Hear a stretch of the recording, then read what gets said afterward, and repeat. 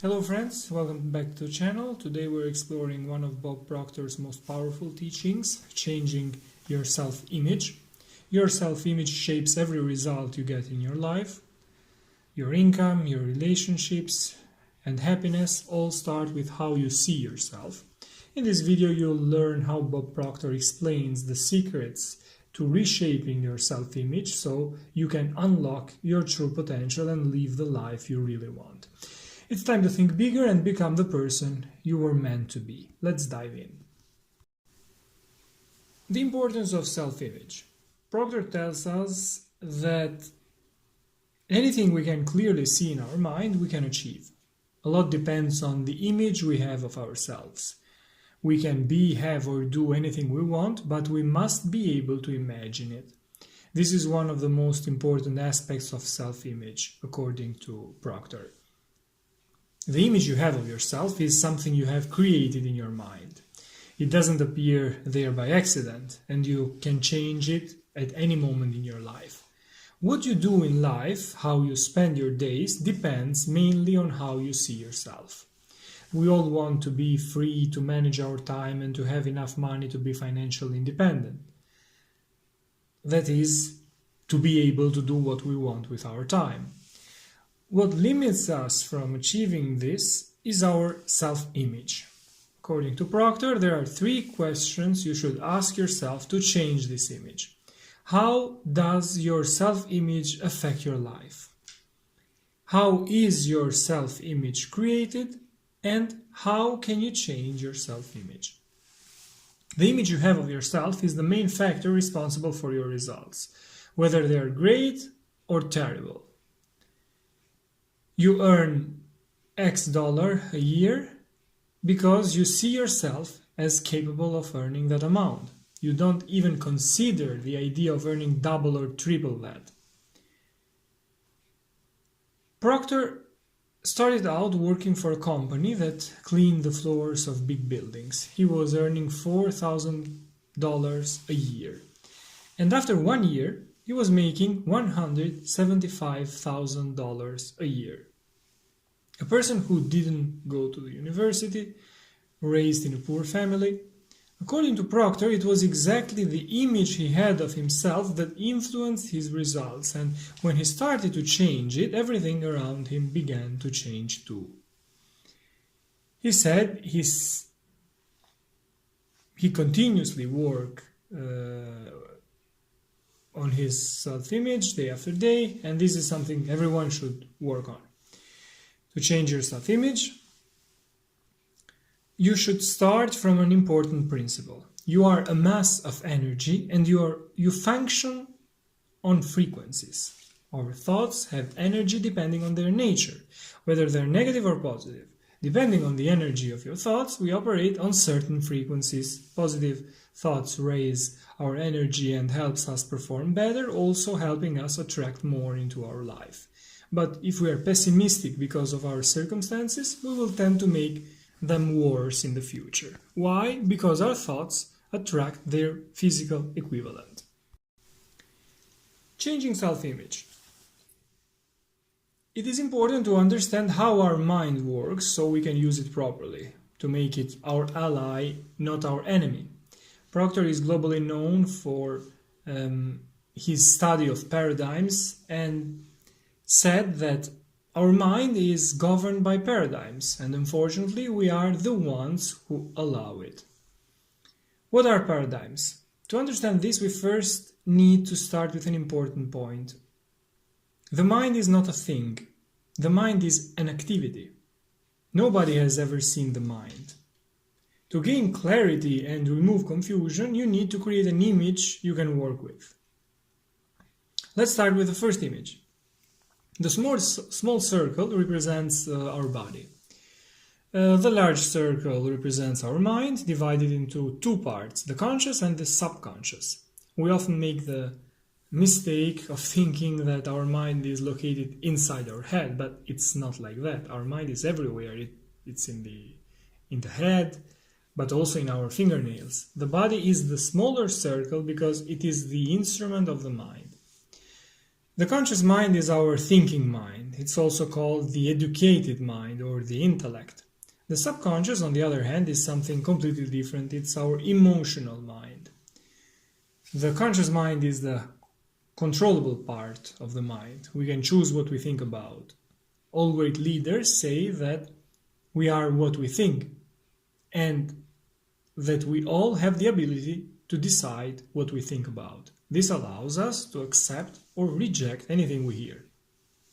To change your self-image, you can use examples. By watching someone do something, you can imitate them. Anything one person can do can be done by anyone else if they decide to do it and can create the image in their mind that it's possible. So you must be able to see yourself doing what you want to do. Why is imagination so important? Because our subconscious cannot tell the difference between what we imagine and what is real. It works with the laws and energy of the universe to manifest what we imagine. Paradigms, therefore, are created by the information that enters our conscious mind. Everything we read, hear from the media, or hear from the people we speak with tends to take a root in our conscious mind, forming what we call beliefs. This is because we tend to reflect on it and think about it. Many pieces of information we get from TV or radio are negative, but we have the option to choose whether to accept them or not. Rejecting them doesn't mean they don't exist. It means we can choose not to dwell on them. Unfortunately, we rarely do this and we leave our mind completely open to any information that tries to enter. As a result, we become the product of the environment we live in. Just as we have the ability to use our five senses, we also have other faculties that we unfortunately do not use enough. These are the faculties of perception, desire, intuition, memory, and reasoning. By using these, we can get anything we want. The image we have of ourselves was created by what we heard others say about us. This image tends to form early in childhood when our parents or our teachers begin to express their judgments about us or our behavior. This is how paradigms are created, and we remain trapped in them for life. If you meet a shy person, that shyness didn't develop last week. Most likely that person would admit it formed in childhood through experiences or relationships within the family or society. The way we think, act, speak, our self-esteem, everything we are, was formed based on our paradigms. Changing paradigms is very difficult. You can change them consciously, but not unconsciously. If you don't do something about it, you'll never change them. These paradigms control everything, your life, your results, everything you've achieved, and all your failures. If you want to change your reality and your self-image, Proctor specifically recommends starting with your paradigms. We can change our mental paradigms by creating new ones. A paradigm is a mental program that has complete control over your habitual behavior. All our behaviors are habitual.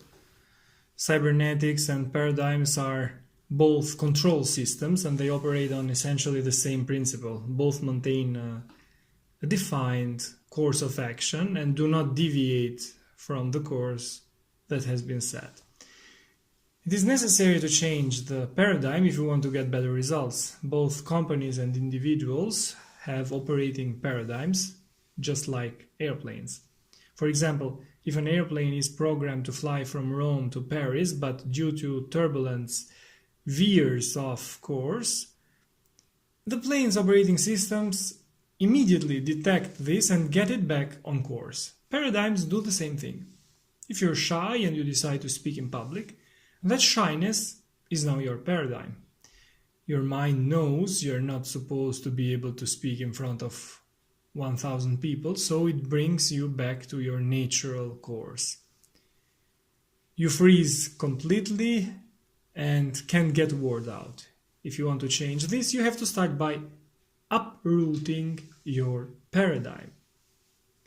Your self-image lives in your subconscious and controls your results because it operates according to the paradigms that were created by the information that entered your conscious mind.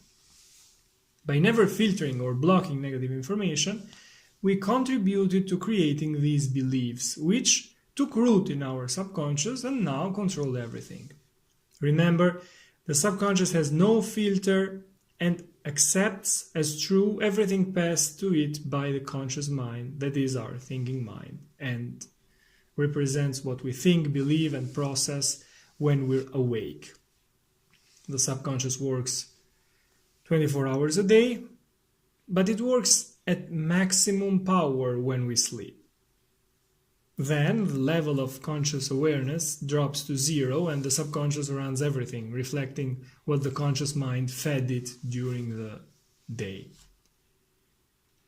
You've surely experienced worrying about something during the day that then you manage to dream about at night. That's the clearest example of how this mechanism works. Our self-image is a cybernetic mechanism formed in our subconscious that controls our results. Here's an example. If someone wants to go on a diet and lose weight, but does so without first altering their mental image, they'll lose a few kilos, but sooner or later go back to where they were, eating what they ate before. The self-image, as a cybernetic tool, measures any deviation from the set goal and immediately corrects the course. The lost weight comes back. In these cases, people tend to blame the diet, but the real issue is their subconscious. Psychocybernetics is a very interesting field that studies all our behaviors. Maxwell Maltz wrote a book on it, titled Psychocybernetics. To change your self-image, you have to create a new one and imprint it in your subconscious. How? Let's say you want to lose weight. You need to see yourself as already having reached your ideal weight. For a moment, imagine you weigh 200 pounds and you want to weigh 100. Visualize yourself at your ideal weight. Think of yourself as already having reached that goal. Feel the joy and emotion of having done it. This image will instantly enter your subconscious and replace the old one. We said the subconscious has no filter. It lets in everything you think about, especially when you emotionalize your images. Without emotion, they come in and go out. Why? Because when you created your self-image, weighing 100 kilos, you felt bad. You didn't like your body. You probably hated how you looked. So you emotionalize that image, which is why it stayed rooted in your subconscious. You must change the image by repeating the exercise. Picture how you want to be, feel the happiness of already being that person. Repeat the process. You've succeeded when, after changing your diet, you no longer go back to eating the same junk food. Never change things by fighting the existing reality. To change something, build a new model that makes the existing model obsolete. So write down on a piece of paper what you want to achieve, write how you want to become, and keep that paper with you at all times. Read it whenever you feel doubtful or insecure. Get emotionally involved. How do you feel being that person already? How do you move? How do you behave? How do others see you? Notice every detail and be happy you have made it. For this to be possible, you must truly want that image with all your heart. It must be something you're determined to achieve at any cost. It's important to understand that paradigms are a set of deeply rooted habits. You always act the same way, behave the same way, and get the same results. To change all of this, you must pay attention to your habits, then create your new image and visualize it as often as possible until you notice that the paradigm has changed. But when you read it, you must be emotionally engaged. After doing this, move on to your habits, take one or two at a time and change them by doing things differently. These were my notes on changing our self-image by Bob Proctor. This video explains the secrets to reshaping your self-image so you can unlock your true potential and live the life you really want. Thanks for watching. See you in the next videos. Take care.